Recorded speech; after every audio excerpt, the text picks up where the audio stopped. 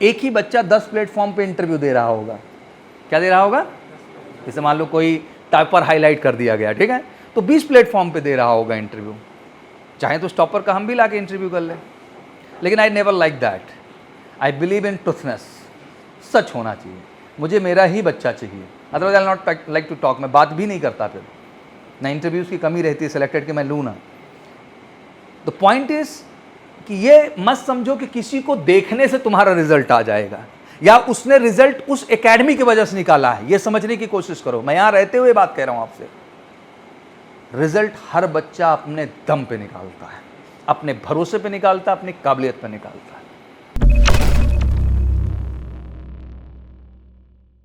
जैसे currently I am getting maximum opportunity to interact with the selected candidate. Selected मतलब ये होता है जो फेज 1 क्लियर कर लेते हैं, जैसे जो बच्चे एनडीए क्लियर कर लिए हैं या जिन्होंने टीएस के लिए अप्लाई किया हुआ है। आर्मी टीएस 50 की एंट्री है, उसकी भी एसबी शेड्यूल जो है वो अगस्त से शुरू है। नेवी टीएस 10+2 बीटेक एंट्री है, उसका भी एसएसबी शेड्यूल है। और एनडीए तो है ही बच्चों का। तो बैक टू बैक बच्चे 3 एसएसबी इधर देते हैं, फिर सितंबर वाला एग्ज़ाम देंगे, फिर 3 एसएसबी उधर भी देते हैं जनवरी और फरवरी में। मतलब 6 एसएसबी बच्चे जो है वो 1 साल के अंदर दे देते हैं। आज के टाइम में जो सबसे बड़ी चीज़ देखने में आती है, जो लोगों का माइंडसेट देखने को मिलता है, देखो 11-12 की पढ़ाई एक ऐसी पढ़ाई है, अगर इसको सही ढंग से पढ़ लिया जाए तो आप किसी भी कंपटीशन में अपीयर होंगे, आपको कोई रोकने वाला नहीं है।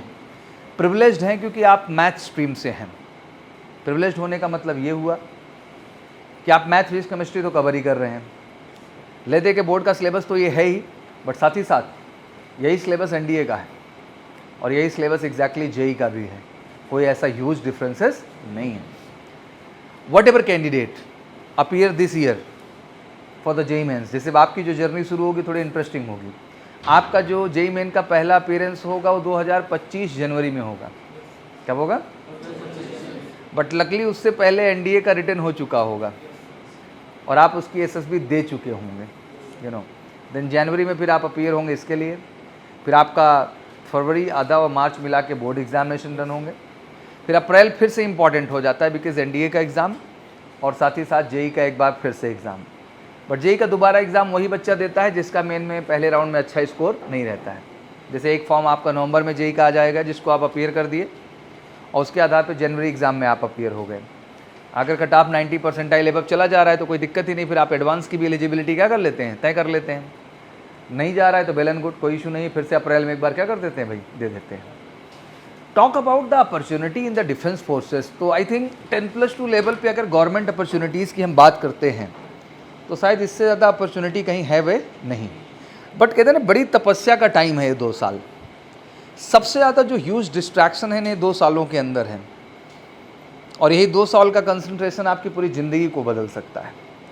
कभी कभी मैं इस बात को लेकर सोचता हूँ कि ईश्वर की भी कमाल की जर्नी है। जब ज़रूरत सबसे ज़्यादा कंसंट्रेशन की है तब डाइवर्जन का, डिस्ट्रैक्शन का बहुत सारा रास्ता तैयार होगा। अल्टीमेट जो एनसीईआरटी है ये सब कुछ है। कोई भी एग्ज़ाम में बच्चा अपीयर हो रहा है, अगर उसने एनसीईआरटी पे कमांड कर रखा है तो उसको किसी एग्ज़ाम में कभी फेल नहीं होना है, हर एग्ज़ाम में अच्छा करेगा। कितना सिंपल एग्जाम्पल है बच्चा, आप समझो कि जो आपके 11th एंड 12th के टॉपिक हैं, यही पूरा का पूरा टॉपिक एनडीए का सिलेबस है और यही पूरा का पूरा टॉपिक किसका सिलेबस है। और कमाल की बात है कि इसी कॉन्सेप्ट पे कमांड आपको करना है। जितना अच्छा आपका कॉन्सेप्ट पे कमांड होगा और जितना आप मैक्सिमम क्वेश्चंस अप्रोच करेंगे उतना ही आपको बेनिफिट आगे के लिए मिलता चला जाएगा। बट इन 2 सालों में क्या होता है, हमारा नेचर कि हम जुगाड़ टेक्नोलॉजी को थोड़ा ज़्यादा लाइक करते हैं और थोड़ी सी इमेजिनरी विजन में चले जाते हैं, हो जाएगा, देख लेंगे। बट ज़रूरत जो इस समय एक्चुअल में होती है वो ये होती है कि आपके जितने भी टॉपिक हैं उनके प्रति ईमानदारी से आप सच्ची निष्ठा के साथ प्रयास करते चलें। मतलब सर, मतलब ये है बच्चा कि जो भी टॉपिक बच्चा आप कंप्लीट कर रहे हैं उस पर बेस्ड जो क्वेश्चंस हैं उनको आपको लगाते चलना है। क्या हम नहीं चाहते होंगे हज़ारों बच्चे एनडीए के हैं कैंपस में? क्या मैं नहीं चाहूँगा मेरा 1000 का 1000 सफल हो जाए? मैं नहीं चाहूँगा बच्चा। लेकिन लाख रिजल्ट रिपोर्ट मॉक टेस्ट आते आते 200, 250, 300 में हम फंस जाते हैं। क्यों? क्योंकि उतने पढ़ ही रहे हैं। और सुन लो, we are the transparent organisation. जैसे आजकल एक बड़ा ऑनलाइन का क्रेज चला है जहाँ हल्का हल्का पढ़ाया जा रहा है, मतलब पूरी भौकाल टाइट है सिस्टम के हिसाब से। बच्चा भी फेक होता जा रहा है उसके साथ। वो कभी नालायक आके मॉक टेस्ट में नहीं बैठेगा, हिम्मत हो तो बैठ के दिखाए, माइनस में रिजल्ट जाएगा उसका, खत्म हो रहा है वो धीरे धीरे। जब आमने सामने तुम टीचर से चीज़ें नहीं क्लियर कर पाए तो बचा क्या उसके बाद ओवरऑल? इसका भी कोई अल्टरनेटिव। 5-6 घंटे आंख फोड़ रहा है, हमको तो लगता है मेडिकली भी बचेगा फिट की नहीं बचेगा, भगवान ही जाने उसके बारे में, लेकिन है, चल रहा है माहौल। I really don't understand. बच्चा वर्चुअल रेस कर रहा है। कैसी रेस कर रहा है? ग्राउंड पे उतार दो तो एक ही राउंड में मुंह भर मिट्टी खाने की नौबत है, हाँफ रहा है, चल नहीं पा रहा है ग्राउंड पे। This is the reality what we have in the hand. हालत अजीब बना के रखा है पूरा, मतलब पूरे कॉन्सेप्ट को ही बदल दिया है। वो जीडी वर्चुअल कर रहा है, उसको समझ भी नहीं आता जीडी है क्या। GD is all about when some people sit together and be trying to find out lot of personality traits through the GD। हमको बहुत सारे पर्सनालिटी ट्रेट्स वहाँ पे आइडेंटिफाई करने होते हैं जब वो पार्टिसिपेट करता है, बट उसको भी वर्चुअल कर रहा है। मैं समझाना ये चाह रहा हूँ बेटा कि आपकी किताब से खूबसूरत चीज़ कोई है ही नहीं यार। The YouTube word and other word, I am telling you honestly, it's just a distraction. आप एक ही चीज़ को 100 जगह देखें, आप डिस्ट्रैक्ट हो जाएंगे। एक ही कॉन्सेप्ट को आप 20 लोग से पढ़िए तो कैसा लगेगा बच्चा? आप सीखेंगे कि डाइवर्ट होना शुरू हो जाएंगे, आप कंफ्यूज हो जाएंगे बच्चा। लेकिन आपने एक से पढ़ा, उसके बाद पढ़ने के बाद आपने क्वेश्चन अप्रोच किया, तब आप में जाके क्लैरिटी आएगी उस चीज़ को लेकर। लेकिन मालूम नहीं कि लोगों को लगने लगा है कि हमारा रिजल्ट दूसरा कोई लाएगा। इस चक्कर में हमने एफर्ट करना ही बंद कर दिया, हमने खुद पे भरोसा करना ही बंद कर दिया, और इस खोखलेपन का खूब फायदा उठाया जा रहा है। मेरे डायलॉग मारने से रिजल्ट आ जाएगा। 24 जून को मॉक टेस्ट लगा है, फिर सब बैठेंगे। क्या सच हमारे सामने नहीं आता है बच्चा? कैसे झूठ बोलूँ यार मैं? और मैं खुला बोलता हूँ केवल एमकेसी के मॉक टेस्ट में तुम 40% लाओ, यूपीएससी में तुम्हारा रिजल्ट 60% होगा। ला के तो दिखाओ। 40 नहीं आ रहा है, 40 तो गया गोली मार रहे हैं यार। यूपीएससी ने रिजल्ट 30% के कट ऑफ पे कर दिया। मतलब आप समझ रहे हो इसका मतलब ये है कि कोई पढ़ ही नहीं रहा है, और जो पढ़ाया जा रहा है बेटा वो लेवल नहीं है। इतनी गैताल स्थिति हम लोगों के टाइम में नहीं थे जो मैं देख रहा हूँ, और ये बहुत घातक दिशा में है। लोग सच्चाई से दूर होना शुरू हो गए हैं। लेकिन आप लोग समझिए बच्चा, सब कुछ अपने से करने से होगा बच्चा।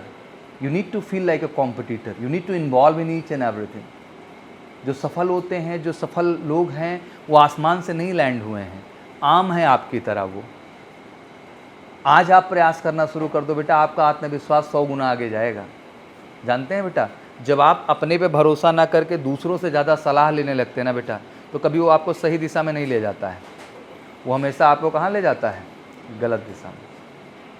और सच ये है कि किसी सलाह की ज़रूरत ही नहीं है सर। असल सलाह ये है कि सर मुझे प्रयास करना है, मुझे क्या करना है बच्चा? एफर्ट्स करना है।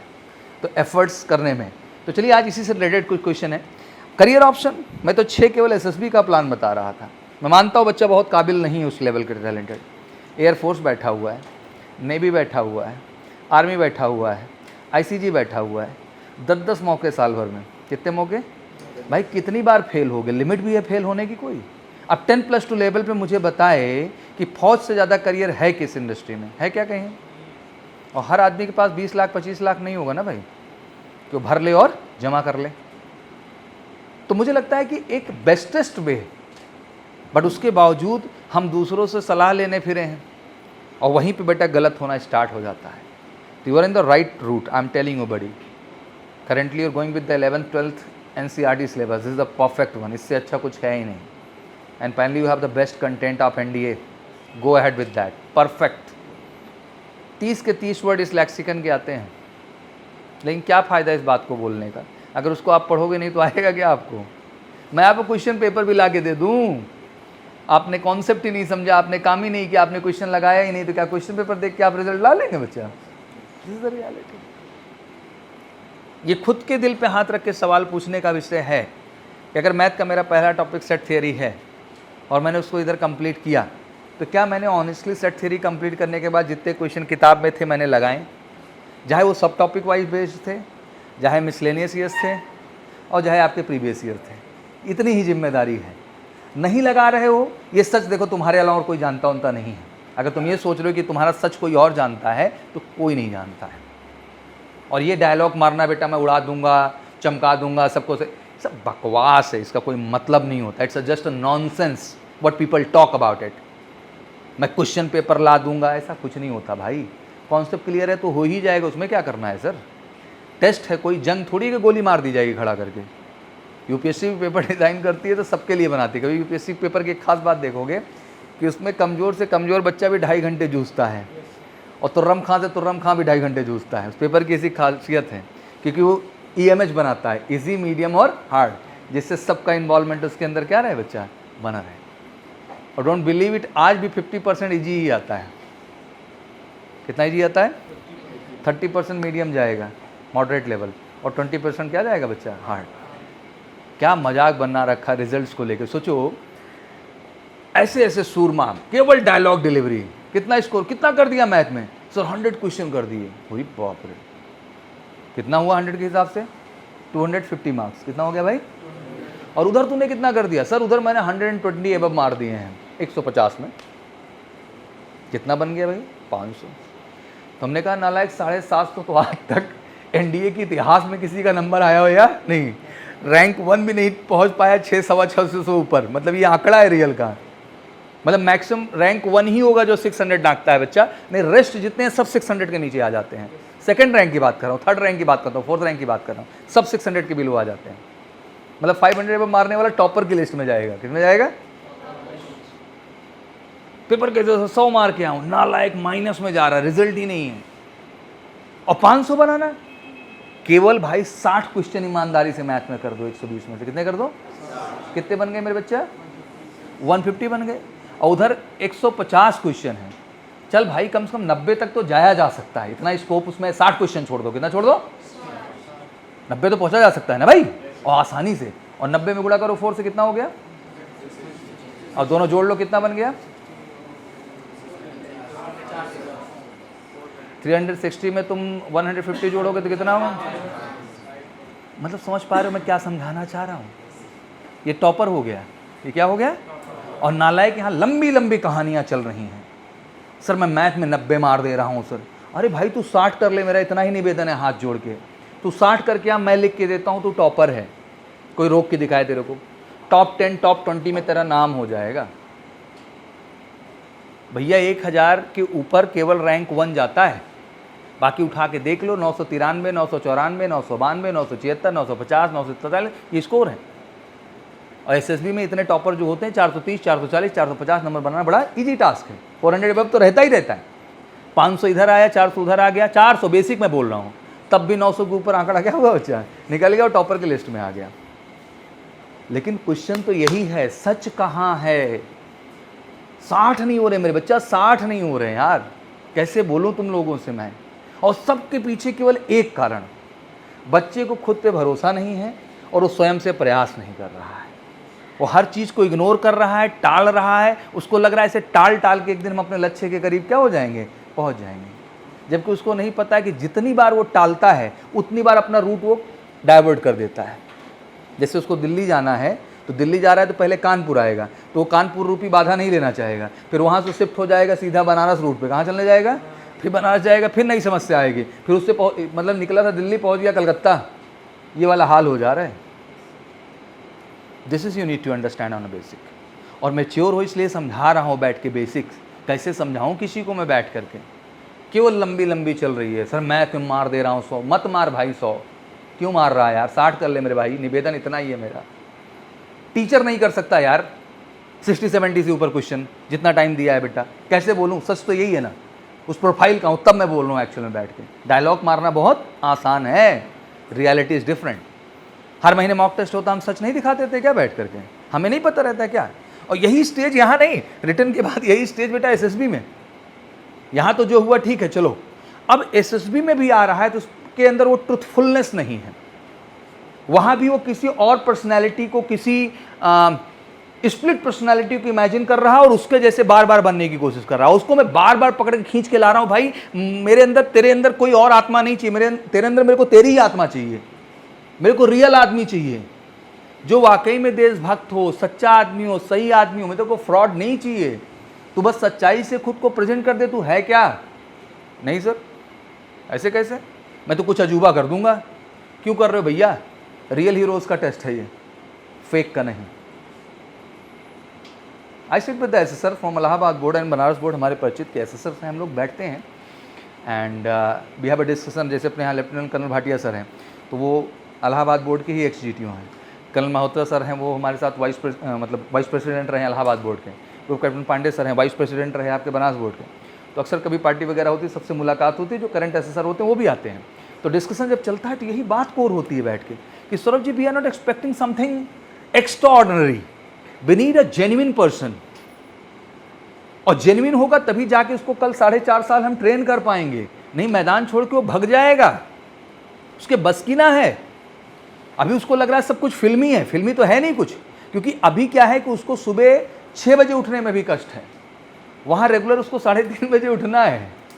अभी उसको अपना रूम साफ करने में कष्ट है, वहाँ रूम की तो गोली मारो, रूम तो मेंटेन करना ही करना है। अपने जूता से लेके, सेविंग से लेके, कपड़े से लेके, सब कुछ अप टू द मार्क क्रिच वन चाहिए। तो क्या उसके लिए प्राइवेट 5 स्टार होटल से नौकर मंगाए जाते हैं क्या? He himself maintain that routine, that's why they become the real leader बच्चा। और सुबेरे से लेके शाम रात तक भाई साहब सांस लेने का टाइम नहीं होता है। उस रूटीन को 4.5 साल फॉलो कौन करेगा? फेक आदमी, रियल। तो दिल में ये आत्मा में लाना बहुत ज़रूरी कि मैं वो रियल हूँ कि नहीं, क्या वाकई मुझे इस चीज़ को पाना है, क्या मुझे वाकई में इस चीज़ को जीत लेना है। जिस दिन ये जज्बा अंदर आ गया ना, कोई रोक नहीं सकता है। 10+2 के साथ साथ नौकरी है, बिना किसी क्वेश्चन मार्क के बच्चा। लेकिन यही है कि नौकरी तभी है जब सच्चाई होगी। जानते हो एसएसबी कोई रिटन का टेस्ट नहीं है बच्चा, it's a test of personality, where we are trying to find out a real person. कहते हैं during interview will sit, PI की फॉर्म भर के दिया, प्रश्न में आधे से ज़्यादा फेक चीज़ भर दे रहा है, उसको 5 मिनट नहीं लगता यार जज करने में आदमी ओरिजिनल है कि फेक। अभी हड़बड़ा रहा है, लड़बड़ा रहा है, झूठा झूठ बोल रहा है, तो आगे चल के क्या करेगा? क्या करें आप बताइए। साइकोलॉजी में उसकी स्टोरीज देख रहा हूं तो भगवान जाने क्या इमेजिन करके लिख दे रहा है बैठ करके। भैया उसमें जो राम, सोहन, मोहन, जोहन, टोहन जो भी हैं उन कहानियों में, असल में वो तुम हो। और उस सिचुएशन हैंडल करने के लिए शक्तिमान, सुपरमैन, ही मैन, आयरन मैन को नहीं बुलाया था मैंने, एक आम आदमी को बुलाया था आपको कि if you face such a situation तो हाउ यू विल हैंडल यार। तो मैं उनका भी दर्द सुनता हूँ बैठ के, और उनकी भी नौकरी की साख है। If a single candidate are not up to the mark, dossier रखा जाता है, पूरा टेस्टिंग प्रोसीजर रिकॉर्ड रहता है, कोर्ट मार्शल हो जाएगा, कोई बचेगा नहीं फौज के अंदर। एक सिलेक्शन सिस्टम में गलती हो गई, कभी तुम लोग इमेजिन कियो कितनी ट्रूथफुलनेस होती होगी फौज में। बॉर्डर पे वही खड़े हैं,